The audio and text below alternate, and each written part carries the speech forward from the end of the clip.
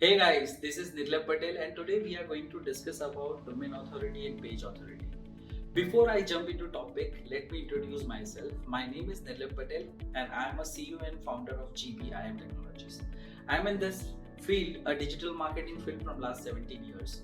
So guys, DA and PA ये SEO का एक सब्जेक्ट था. Okay. So DA full form is domain authority and page authority.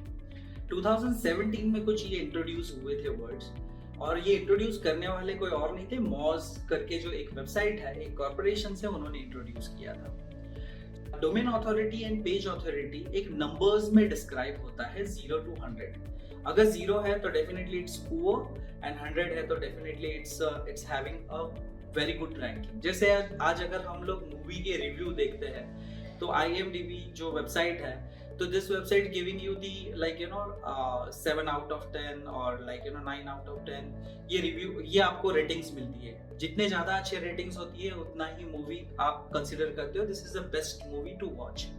This similar way domain authority and page authority, before I am talking domain and page, let's take examples of what is authority.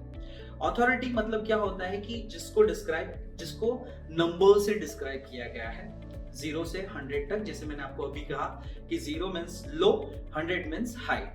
सो जब domain की authority के बारे में बात आती है तो पूरा वेबसाइट के बारे में मैं बात कर रहा हूँ, और पेज अथॉरिटी के बारे में अगर मैं बात कर रहा हूँ तो वो सिर्फ पेज के ऊपर बात कर रहा हूँ, मतलब वो वेबसाइट के पर्टिकुलर सेक्शंस के ऊपर। Like if we have a SEO page or AdWord page or we have website designing page or any product kind of category का पेज, तो वो पेज के बारे में मैं बात कर रहा हूँ, तो वो पेज अथॉरिटी के बारे में हो जाता है। So guys, again this introduced by Moz, okay?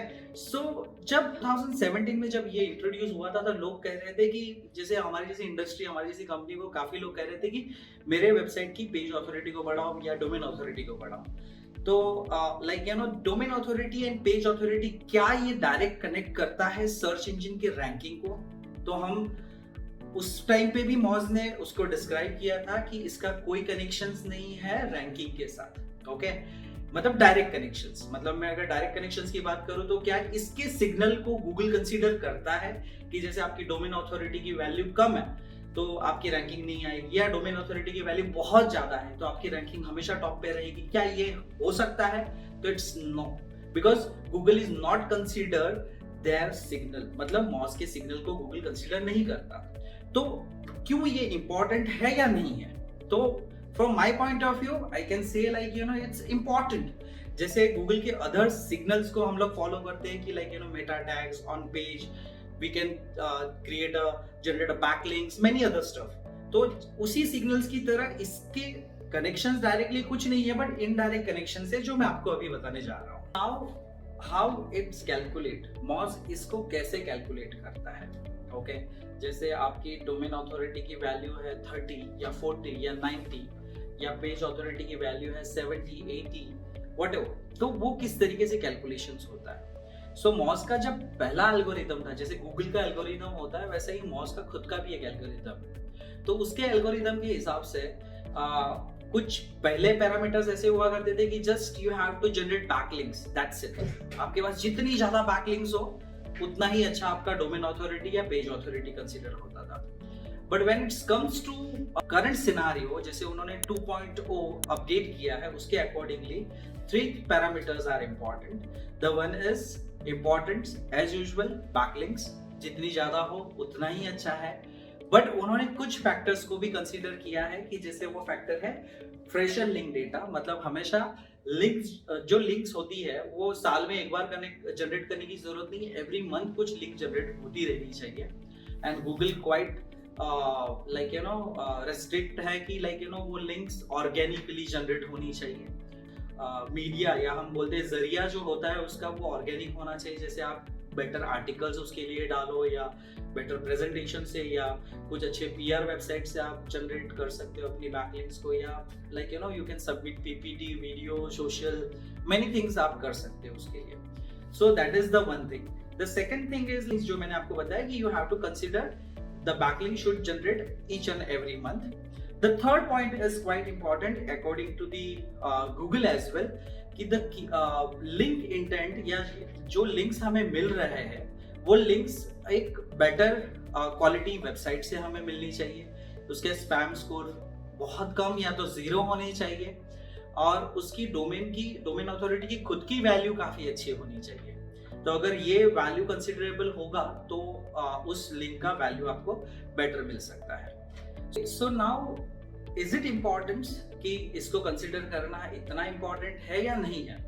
जैसे मौज ने कह दिया कि it's not like direct connect with ACRP result के साथ इसका कोई कनेक्शंस नहीं है, तो कई लोग ये समझते हैं कि इसका कोई फायदा नहीं है, उसको देखने का कोई मतलब नहीं है। But according to me definitely अगर आप एक एग्जाम्पल के तौर पे अगर आप ट्यूशन जा रहे हो और आप कॉलेज में और स्कूल में पढ़ाई कर रहे हो और आप ट्यूशन में बेटर मार्क्स लेके आ पा रहे हो, तो उतनी ही चांसेस बढ़ जाती है कि आप स्कूल और कॉलेज में भी बेटर मार्क्स लेके आ पाओगे। The similar way, if you have a good practice, a backlink practice using Moz or the DAPA के जरिए अगर आप बेटर बैकलिंक की प्रैक्टिस करोगे या बेटर बैकलिंक जनरेट करने की कोशिश करोगे तो उतने ही चांसेस गूगल ACRP पे बढ़ जाएंगे कि आपके बेटर तरीके से रैंकिंग आ सकती है। तो yes, definitely you can consider this particular things. Now, how to check domain authority? It's very simple. You can just install extensions, the browser, in the Chrome or somewhere, and then you can just download that extensions. You can create your account and you can check simply like this way, where you can find it out few things which is called as a page authority, domain authority and spam score of this particular from the backlink. Okay, और वहाँ से आपको कितनी link generate की है वो भी आपको एक इन्फॉर्मेशन वहाँ पे मिल सकती है कि आपकी ये वेबसाइट के लिए, आपके ओवरऑल डोमेन के लिए आपके पास कितनी लिंक्स अवेलेबल है। बट नॉट लीस्ट कि इसको यूज कैसे करें, मतलब जैसे डोमेन अथॉरिटी, पेज अथॉरिटी को तो मैंने एक्सटेंशंस को डाउनलोड तो कर लिया है, बट नाउ इसको जैसे for example if I can see my domain authority it's just 27, so what next level, मतलब उसके बाद मुझे क्या करना है?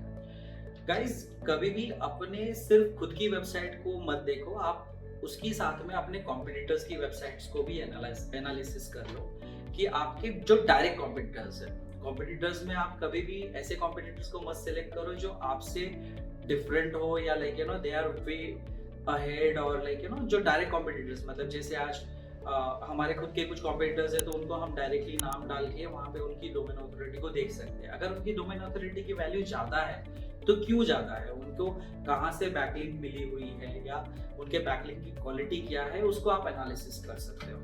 And if you analysis in depth then you can get the better idea कि उसकी बैकलिंक से हमें अपनी बैकलिंक कैसे जनरेट करनी है। Similarly, you can see the page authority values as well. Like in our website, the website is abc.com/the same service page with the competitor's name is yzx.com and उनका भी same service page है। तो वो दोनों service page की domain page authority की value को आप देख सकते हो, और वो पेज अथॉरिटी की वैल्यू क्यों ज़्यादा है क्यों कम है, उसके पास वो पेज की बैकलिंक की वैल्यू कितनी है वो भी आप कंसिडर कर सकते हो। So always use this along with your competitors' names, industries and the categories. So that's it guys, I hope you like this video. The more videos is on the way, so you can subscribe our channel. Thank you so much.